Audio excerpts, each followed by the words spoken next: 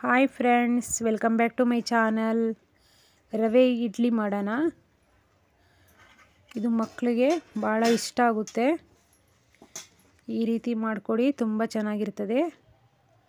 ನೋಡಿ, ರವೆ ಇಡ್ಲಿ ಮಾಡೋಕ್ಕೆ ಕರಿಬೇವು, ಹಸಿಮೆಣಸಿನ್ಕಾಯಿ, ಶುಂಠಿ ಸ್ವಲ್ಪ, ಕ್ಯಾರೆಟು, ಕೊತ್ತಂಬರಿ, ಗೋಡಂಬಿ ಇಲ್ಲ ಬಾದಾಮಿ ತೊಗೊಬೋದು. ಒಗ್ಗರಣೆ ಮಾಡೋಕ್ಕೆ ಒಂದು ಕಡಾಯಿ ಇಟ್ಕೊಳ್ಳಿ. ಒಗ್ಗರಣೆ ಮಾಡೋಕ್ಕೆ ಸ್ವಲ್ಪ ಎಣ್ಣೆ ಸೇರಿಸ್ಕೊಳ್ಳಿ.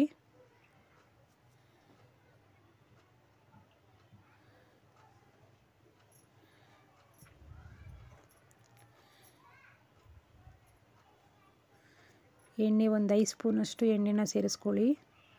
1 ಲೋಟ ರವೆಗೆ ಎಣ್ಣೆ ಚೆನ್ನಾಗಿ ಕಾದಿದೆ. ಇವಾಗ ಸ್ವಲ್ಪ ಸಾಸಿವೆ ಹಾಕೊಳ್ಳಿ.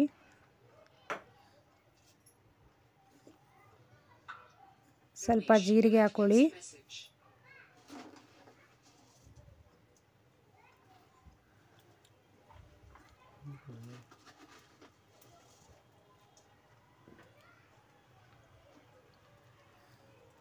ಸಾಸಿವೆ ಜೀರಿಗೆ ಎಲ್ಲ ಚಟಪಟ ಅಂತ ಸಿಡಿತಾ ಇದೆ. ಉದ್ದಿನಬೇಳೆ ಕಡಲೆಬೇಳೆನ ಸೇರಿಸ್ಕೊಳ್ಳಿ. 2 ಸ್ಪೂನಷ್ಟು ಉದ್ದಿನಬೇಳೆ ಕಡಲೆಬೇಳೆನ ಸೇರಿಸ್ಕೊಳ್ಳಿ. ಸ್ವಲ್ಪ ಹಸಿಮೆಣಸಿನ್ಕಾಯಿ, ಶುಂಠಿ ಎಲ್ಲ ಕಟ್ ಮಾಡ್ಕೊಂಡಿದ್ವಲ್ಲ ಸಣ್ಣದಾಗಿ, ಕರಿಬೇವು ಅದನ್ನು ಸೇರಿಸ್ಕೊಳ್ಳಿ.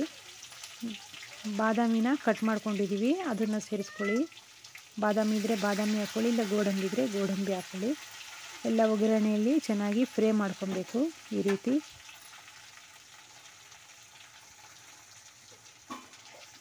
ಒಂದು 4 ಹಸಿಮೆಣಸಿನ್ಕಾಯಿನ ಸೇರಿಸ್ಕೊಂಡಿದ್ದೀವಿ. 1 ಇಂಚು ಶುಂಠಿನ ತುರ್ಕೊಂಡಿದ್ದೀವಿ. ಎಲ್ಲ ಚೆನ್ನಾಗಿ ಮಿಕ್ಸ್ ಮಾಡ್ಕೊಳ್ಳಿ ಒಗ್ಗರಣೆಯಲ್ಲಿ. ಇವಾಗ ಚೆನ್ನಾಗಿ ಒಗ್ಗರಣೆ ಎಲ್ಲ ಫ್ರೈ ಆಗಿದೆ. 1 ಲೋಟ ಉಪ್ಪಿಟ್ಟು ರವೆನ ತಗೊಳ್ಳಿ. ರವೆ ಇಡ್ಲಿ ಮಾಡೋಕ್ಕೆ ಉಪ್ಪಿಟ್ಟು ರವೆನ ತೊಗೊಬೇಕು, ಇಲ್ಲ ಬಾಂಬೆ ರವೆ ಅಂತಾರೆ, ಅದಾದರೂ ತೊಗೊಬೋದು. ಮೀಡಿಯಮ್ ರವೆ ಯಾವುದಾದ್ರೂ ರವೆನ ತೊಗೊಬೋದು, ಎಲ್ಲನೂ ಒಂದೇ.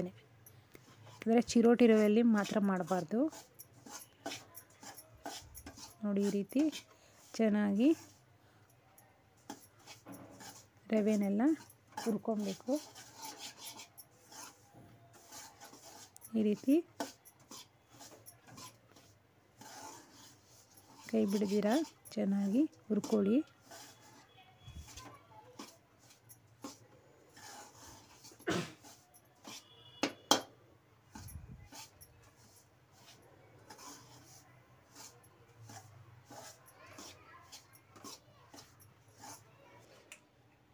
ಈ ರೀತಿ ಚೆನ್ನಾಗಿ ಹುರಿದಾಗಿದೆ.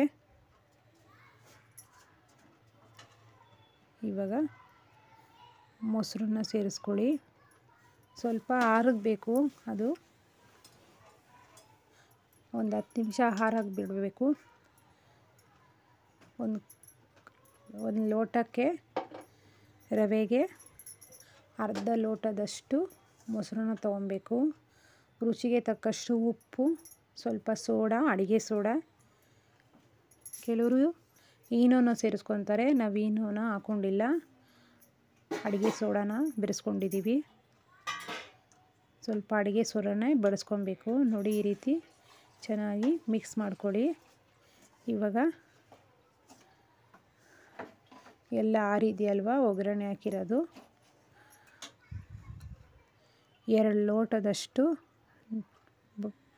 ನೀರನ್ನ ಸೇರಿಸ್ಕೊಬೇಕು.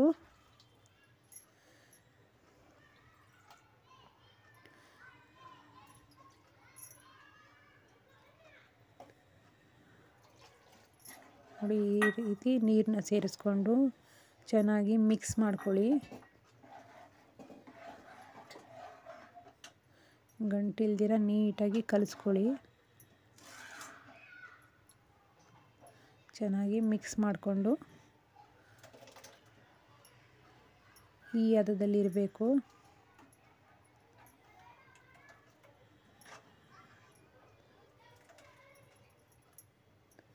ಇವಾಗ ಒಂದು 10 ನಿಮಿಷ ಪ್ಲೇಟ್ನ ಕ್ಲೋಸ್ ಮಾಡಿಬಿಟ್ಟು ಇಡಿ.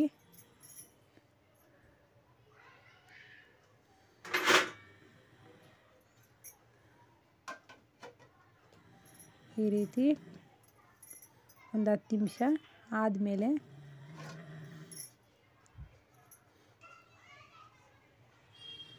ಈ ರೀತಿ ಗಟ್ಟಿಯಾಗಿರ್ತದೆ ನೋಡಿ, ಎಷ್ಟು ಗಟ್ಟಿಯಾಗಿದೆ. ಇನ್ನು ಸ್ವಲ್ಪ ನೀರನ್ನ ಸೇರಿಸ್ಕೊಳ್ಳಿ ನೋಡಿ, ಇನ್ನೊಂದು 1/4 ಕಪ್ಪಷ್ಟು ನೀರನ್ನ ಸೇರಿಸ್ಕೊಳ್ಳಿ. ಈ ರೀತಿ ಇಡ್ಲಿ ಪಾತ್ರೆಯಲ್ಲಿ ನೀರನ್ನ ಸೇರಿಸ್ಕೊಂಡು ಇವಾಗ ರವೆ ಇಡ್ಲಿ ಎಲ್ಲ ಸ್ಟೀಮ್ ಬರ್ಸ್ಕೊಬೇಕು. ನೀರನ್ನ ಚೆನ್ನಾಗಿ ಕಾಯಲಿ ನೋಡಿ. ಈ ರೀತಿ ಪ್ಲೇಟ್ಗೆಲ್ಲ ಎಣ್ಣೆನ ಸವರ್ಕೊಳ್ಳಿ. ಇವಾಗ ಕಲಿಸ್ಕೊಂಡಿರೋ ಅಂಥ ಬ್ಯಾಟರ್ನ, ರವೆ ಇಡ್ಲಿ ಬ್ಯಾಟರ್ನ ಇದರಲ್ಲಿ ಸೇರಿಸ್ಕೊಬೇಕು. ತೆಳುಗಾಯಿತು ಅಂತ ಏನು ಭಯ ಪಡೋದು ಬೇಡ, ಅದು ಕರೆಕ್ಟಾಗಿ ಬರ್ತದೆ, ಮೃದುವಾದ ಇಡ್ಲಿ ಬರ್ತದೆ.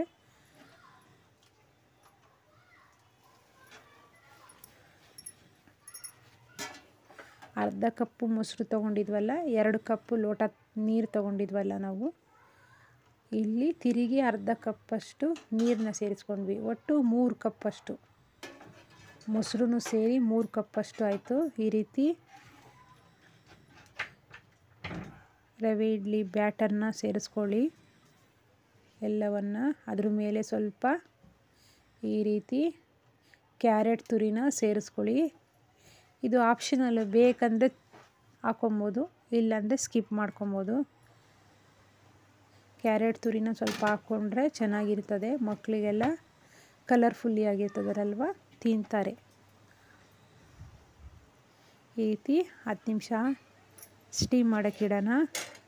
ರವೆ ಇಡ್ಲಿಗೆ ಒಂದು ಚಟ್ನಿ ಬೇಕಲ್ವ, ಹುರ್ಗಡ್ಲೆ, ಕೊಬ್ಬರಿ, ಉಪ್ಪು, ರುಚಿಗೆ ತಕ್ಕಷ್ಟು, ಹುಣಸೆಹಣ್ಣು ಸ್ವಲ್ಪ ಕೊತ್ತಂಬರಿ, ಮೆಣಸಿನ್ಕಾಯಿ, ಬೆಳ್ಳುಳ್ಳಿ ಇಷ್ಟನ್ನ ತೊಗೊಂಡಿದ್ದೀವಿ. ಇವಾಗ ಇದನ್ನು ಮಿಕ್ಸಿಗೆ ಹಾಕ್ಕೊಂಡು ರುಬ್ಕೊಂಬರೋಣ.